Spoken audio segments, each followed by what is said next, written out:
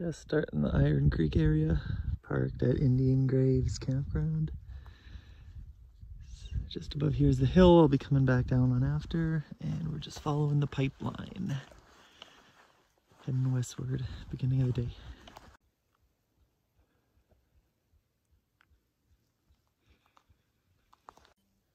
Just on the other side of the gate, there's the trail, 85A, I'll take after.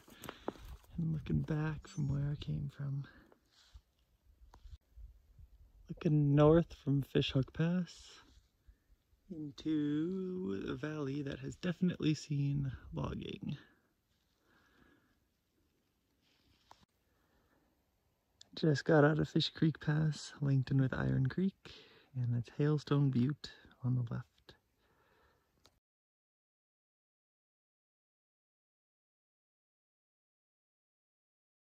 Pretty much the same spot as last clip, but there's Cutline Ridge. You can see the snow on the Cutline and the rocky knob on top. This is the wavy Cutline. I'm not sure if this is exactly it because this doesn't show up on the maps and this is new way. So just keep following it and see if it takes us to where we need to go. Just finished walking the Cutline. This is a really good new road. And it turned to a little trail for about 100 meters. And now I'm at the junction on the west side. And I'll be taking this back. That descends to the creek. So it looks followable. Hopefully it stays good.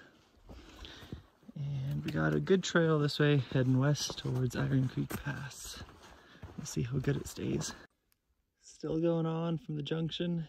Trail is really easy to see, despite the little bit of snow. So if it's this good, still I'm optimistic it'll still be good. So as long as I don't lose it in any meadows and have trouble picking up again. I did read that there's a big break in the meadow, so fingers crossed. I popped out on the junction for the trail that heads to Iron Lakes. The trail's still good here, and it was good back where I jumped off of it to cross the creek, so I know it's going to be good between. That ridge right there to the left side of it is Iron Creek Pass, and that's how you get on to Hailstone Butte Ridge up there, and that's for another day.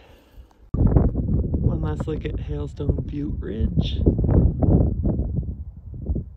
and now we're in the big meadow. All these foothill hikes more or less look the same. It's still great to get out here and do these quote-unquote trails that not many people are after. Tons of hikers out, not hikers, tons of hunters out. Probably passed about there's definitely over 10 trucks, people loading rifles on the side of the road. And I got my new Hunter Orange jacket. Thanks, Christina. Feeling safe. Made it down to Iron Creek. Just crossed it. Here's the drift fence. And it's got no gate. Nothing to close. Continuing on. Willow Creek.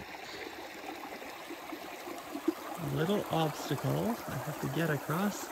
That's the turnaround point right there. So let's see how this log crossing goes. And Willow Creek Trail number 80 is now a road. Used to be an old road, but now they made it new.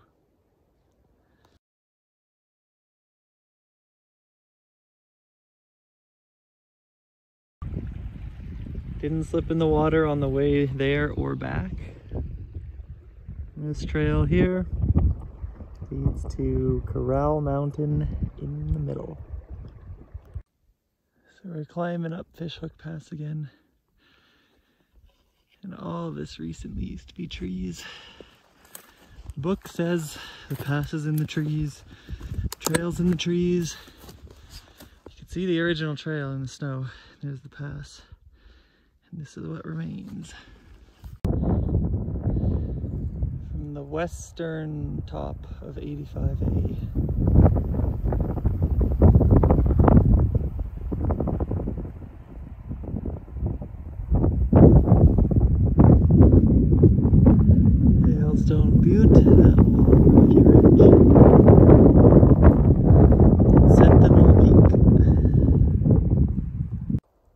If that ridge down there doesn't look enjoyable, then nothing is enjoyable.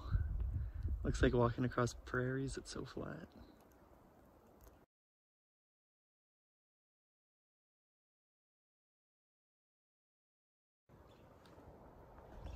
Indian Graves Campground. Very spacious and open.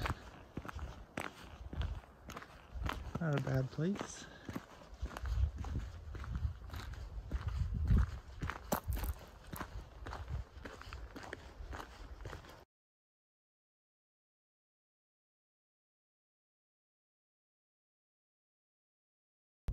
To finish up the Willow Creek connector. Pretty short one, so we'll see how it goes. The Willow Creek connector was really easy. Crossing the creek was the only challenge, but thanks to this beaver, we're able to get across with a sturdy tree.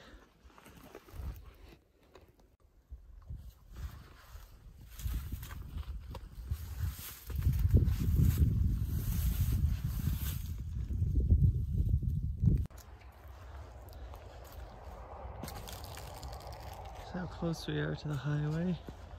This is the trail heading back to the upper campground from lower, and it starts just behind campsite 29. This is super easy to follow.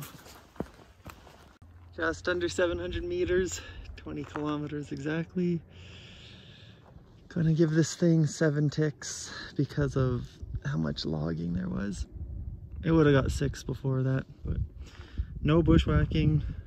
Where there wasn't trails, it was easily walkable through semi-open forest, and it was just a pretty decent day.